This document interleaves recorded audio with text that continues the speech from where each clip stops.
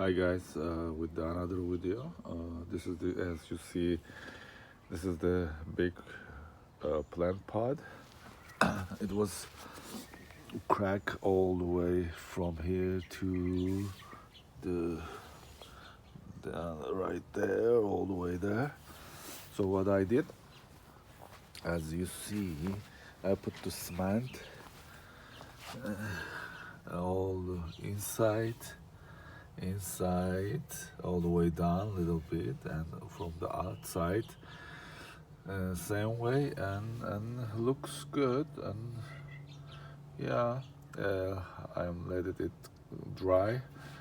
And yeah, if you have anything like this big or small pot that is cracked, and you can just put the cement.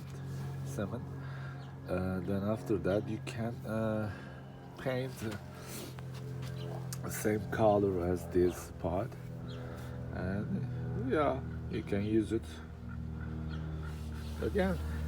As you see, still needs to dry. Yeah, it was all the way from here to like this, like that. So yeah, just I let you know that I prepared this with the cement once again. Just mix with the water and put it all maybe like this 4-inch wide or 3-inch wide, and then it's fixed.